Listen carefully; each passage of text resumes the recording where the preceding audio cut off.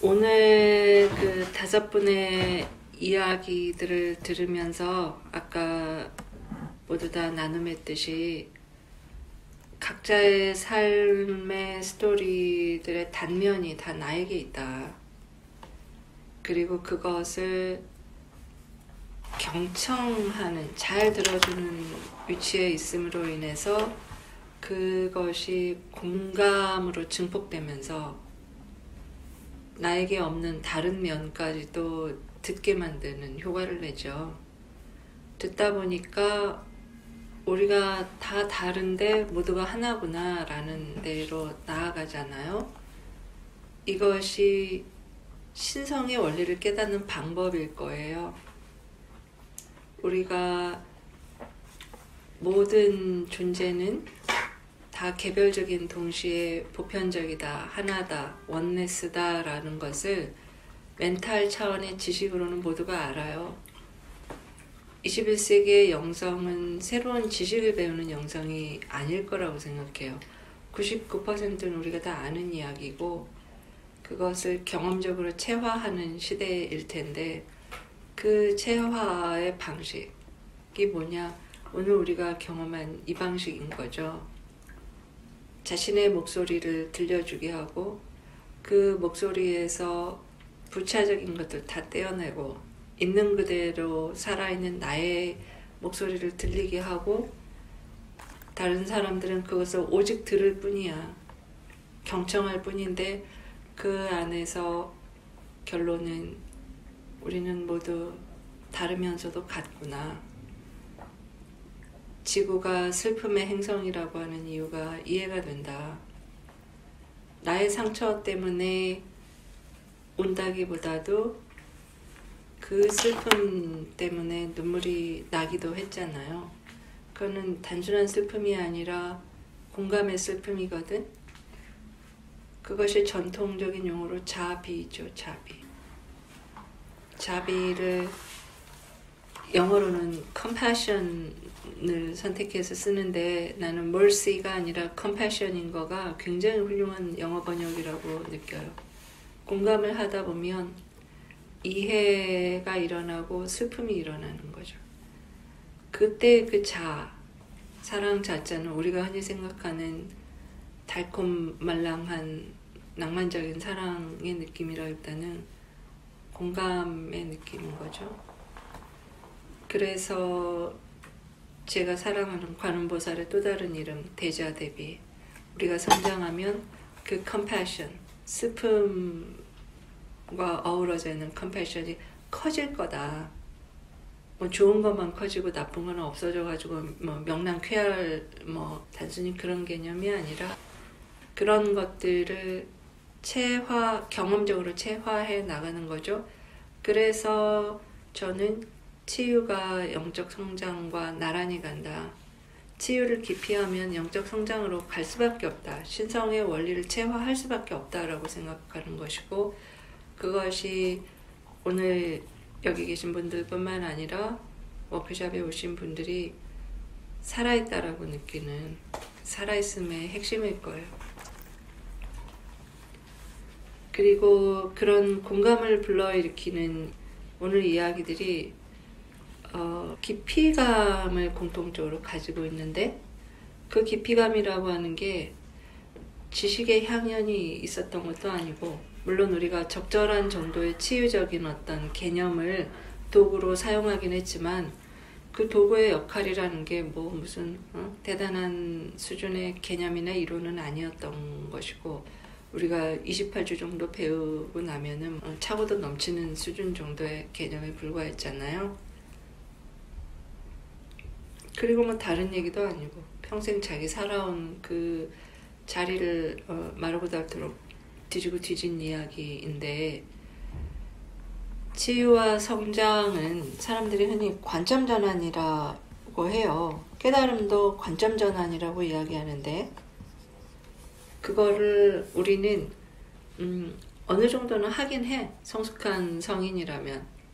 예를 들어 부모를 원망하다가 부모를 이해하고 화해하고 용서하고 이런 관점 전환을 해. 내가 잘했다고 생각했는데 다 그런 건 아니구나. 그거는 시작이고 출발이라는 것. 오늘 우리가 나눈 이야기는 늘 해오던 뭐 10년, 20년, 30년씩 마르고 닳도록 파오던 혹은 50년 이렇게 파오던 이야기에 어떤 작은 디테일에 대한 해석을 관점을 바꾼 거였죠. 누구의 싫어하던 아빠가 사준 노란 머리핀이라든지 그것에 담겨 있는 나의 고정된 해석, 거기에 붙어있는 스토리텔링을 일단 놓고 그 디테일을 작게 다른 각도로 바라보는 것. 그래서 다른 각도로 바라보면서 이 작은 그 디테일이 달라진 건 아닌데, 그죠? 그 디테일의 다른 면을 보면서 이것이 입체적으로 보인다는 것. 선에서 악으로 옮겨갔다가 악에서 선으로 옮겨간 것이 아니라 동일한 사물이 입체적으로 보이면서 이게 꼭 선인지 꼭 악인지 애매모호하게 보인다는 것. 그 디테일이 몇 개 축적되면서 전체 구조도 달라 보인다는 것. 그래서 내가 서 있던 위치도 여전히 변함이 없어. 아프고 상처받고 어떤 부분에서는 가혹한 이 희생자이고 그렇지만 그것이 달라지진 않았는데 관점을 달리 해보니까 내가 가지고 있던 어떤 역할도 입체적이라는 것. 그죠? 그래서 이 디테일에 대한 세세한 관점 전환들이 모여서 구조를 인식하게 되고 또 기존에 갖고 있던 구조를 재인식하게 되는 것. 그러니 우리 삶의 과거 역사가 달라지나? 그렇진 않아요. 벌어졌던 팩트는 팩트야. 그런데 현재 우리가 관점, 즉 해석을, 스토리텔링을 옮김으로써 이 의미의 구조 자체가 달라지는 경험을 하는 거죠. 그래서 과거를 변화시킨다라고 하는 건 팩트를 바꾸는 게 아니라 해석을 통해서 의미를 변화시킨다는 것. 의미를 변화하니까 다른 의미의 새로운 서사가 성립하니까 미래는 당연히 다른 방향으로 가겠죠. 이것이 늘 현재에 집중할 때 과거와 미래가 동시에 영향을 받는다라는 것이고 과거를 대상으로는 할 수 있는 게 없어요. 미래를 대상으로도 할 수 있는 게 없어요. 현재의 나 자신을 대상으로 더 파고들면서 치유 도구나 치유 이론이라고 하는 거는 파고드는 그냥 수단들, 밭을 파야 되는데 호미도 필요하고 괜히도 필요하고 나뭇가지도 필요하고 이런 것들이 치유 테크닉이고 도구인 것이고 그냥 내 마음밭을 이리저리 들여다보면서 이렇게 하는 거죠. 그래서 그 이야기들을 공유했을 때 누군가의 이야기는 6년간 들었고 나의 이야기는 수십 년간 반복된 이야기인데 전혀 새로운 힘을 갖고 들려요. 팩트는 동일해. 그러잖아요. 팩트는 동일해. 다만 관점, 디테일에 대한 관점들이 새로운 방식으로 연합을 함으로써 해석과 의미가 달라진다. 거기에서 깊은 내려놓음과 평화가 경험되고 자신의 일상, 즉 현재의 삶이 있는 그대로 바라봐지면서 수용된다. 그래서 그냥 사는 거야 라는 말이 자포자기가 아니라 비로소 평범해진다. 평자가 평평하다라는 뜻도 되고 평화롭다라는 뜻도 되고 범자가 두루두루, 영어로 좀 펜, 두루두루 평평해진다.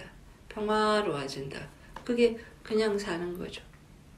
그리고 우리가 이번 워크숍 시즌을 대처하면서 일적인 조건이 아주 좀 빈번하게 리듬이 바뀌었지만 그것이 때로는 우리에게 도전이고 제약이지만 그 변화를 그냥 타고 흐르면서 우리들의 할 일을 하면서 새로운 구조에서 새로운 역동들을 만들어내는 세 사람이 할 것 같았는데 9사람이 했을 때 어떤 경험, 불리한 것 같았는데 5사람이 함으로써 또 어떤 경험.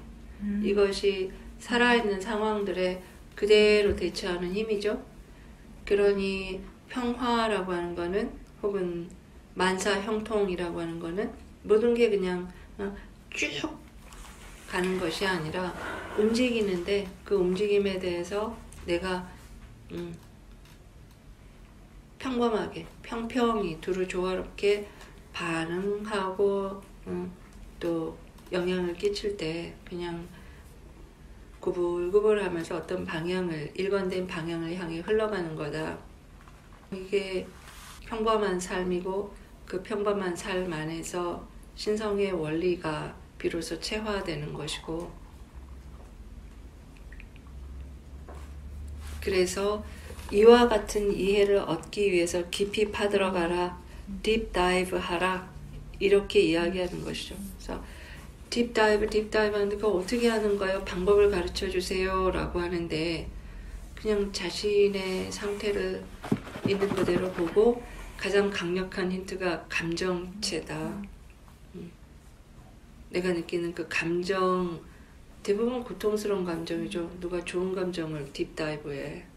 좋은 감정은 누리고 고통스럽고 불편할 때, 모호할 때, 답답한데 알지 못할 때 뭐 그런 감정의 문을 열고 디테일들을 깊이 들여다보면 즉 관점이 자연스럽게 변화할 때까지 이 관점에서 저 관점으로 날아가는 게 아니라 미워하다 좋아하고 좋아하다 미워하라는 게 아니라 관점의 입체성이 생길 때까지 그래서 모든 것을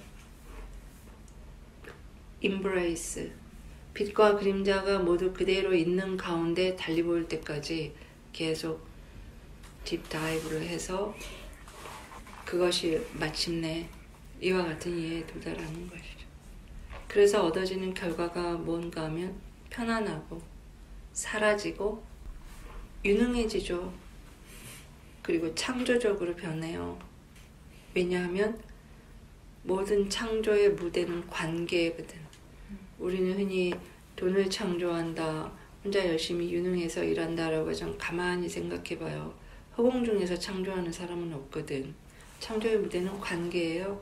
그런데 그 관계가 살아 움직이면서 유연하게 흘러들어간다. 거기에 내 의도를 실어 조율하면서 창조할 힘이 그때 비로소 생겨나는 거죠. 창조력이 곧 풍요잖아.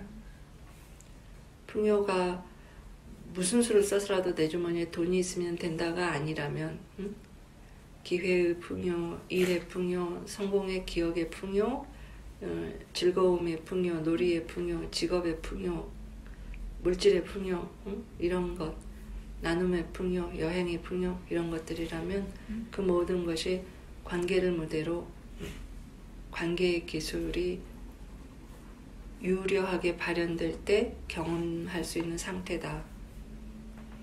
그래서 풍요의 기술은 뭐냐? 관계의 기술이고 관계의 기술은 우리 자신을 딥다이브 할수록 얻어진다. 그래서 치유하면 유능해지는 겨.